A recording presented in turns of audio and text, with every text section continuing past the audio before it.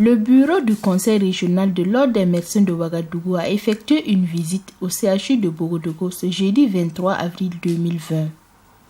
Il était question de s'enquérir de la prise en charge des patients victimes du Covid-19 et du fonctionnement de l'hôpital.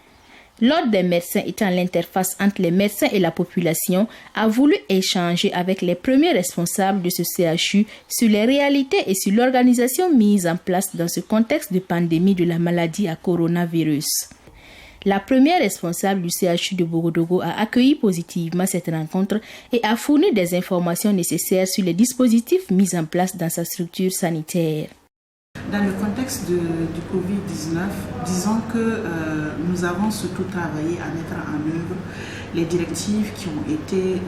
déclinées par notre hiérarchie, donc à savoir le ministère de la Santé, entrant dans le cadre de la lutte contre cette maladie-là. Et il faut quand même que je souligne que ça a été, dès les premiers moments, la priorité du CHU, mais en même temps, il a fallu que nous travaillions à combiner la sauvegarde des autres types d'activités. Donc ce qu'on constate au niveau de Borodogo, nous n'avons pas tout chamboulé. Et ça veut dire qu'il n'y a pas eu d'arrêt de certaines activités. Nous sommes simplement réorganisés effectivement à faire en sorte à poursuivre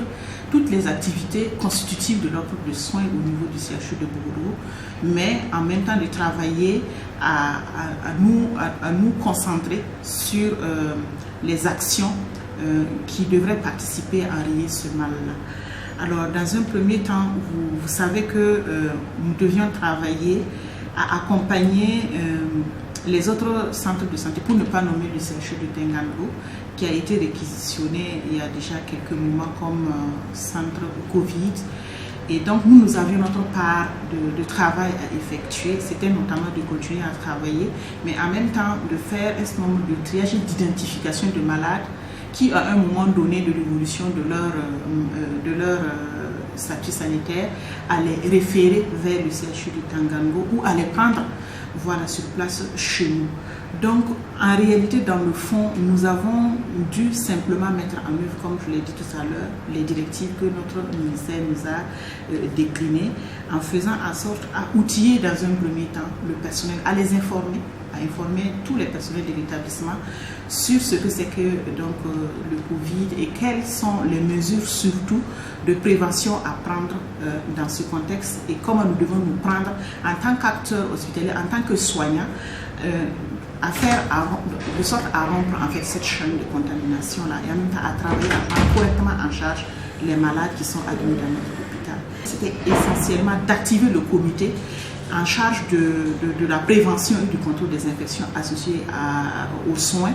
en faisant en sorte à ce que le plan de riposte Covid-19 soit élaboré et permette donc à la direction générale de prendre les actions qui s'y est pour aider en tout cas à enrayer et à rendre beaucoup plus efficaces les actions internes du CHU dans la prise en charge des cas suspects qui nous venaient. Et donc c'est en cela, et essentiellement si on doit les décliner, c'est essentiellement 8 actions qui sont retenues dans ce plan de riposte Covid pour nous aider à prendre de façon optimale et de façon efficace les malades qui nous viennent et qui auraient en tout cas des éléments caractéristiques en lien avec le Covid-19. Disons qu'aux urgences de Borodogo, comme nous n'avions pas une salle isolée pour les cas suspects, nous avions 7 postes d'accueil. Et tous les 7 postes d'accueil contiennent de l'oxygène. Nous avons décidé de réserver les 7 postes d'accueil pour tous ceux qui font une détresse respiratoire, donc y compris les cas suspects. Maintenant, en plus des postes d'accueil qui sont au nombre de 7, nous avons donc 2 grandes salles de mise en observation qui contiennent chacune 6 lits.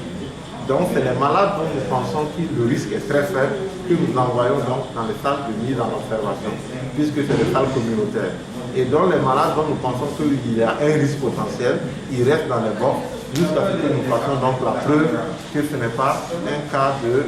maladie à courir. Si le cas s'avère donc positif, on l'extrait, on le transfère à Tingango et on n'est pas le box en question. Une rencontre d'échange qui s'est achevée sur une note de satisfaction et les deux parties n'ont pas manqué de formuler des recommandations dans le sens d'une collaboration fructueuse entre CHU et Ordre des médecins. Avec le Conseil régional de l'Ordre des médecins, nous avons pensé qu'il était bon de pérenniser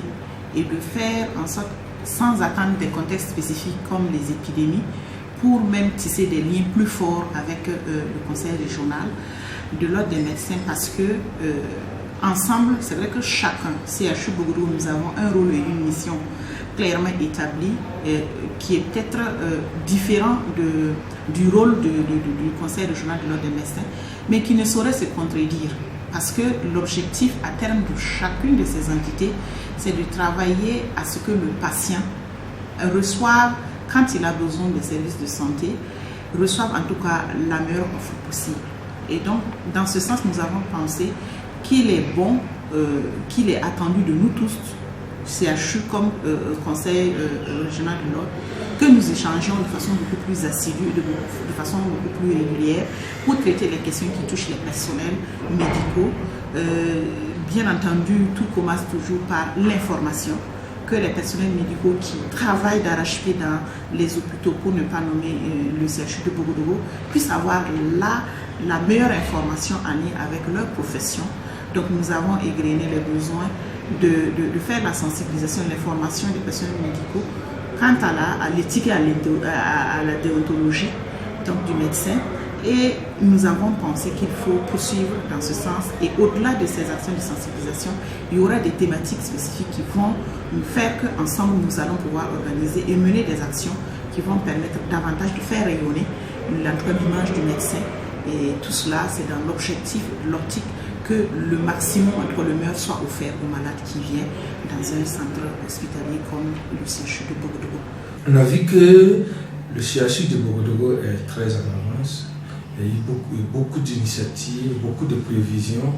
et il se prépare pour pouvoir recevoir les patients qui pourront être admis dans leur structure pour Covid-19. Donc nous sommes très enthousiastes, vraiment très contents de ce qui a été dit. Voilà. Ils sont bien organisés et nous souhaitons vraiment que dès lors que le ministère venait à leur donner l'autorisation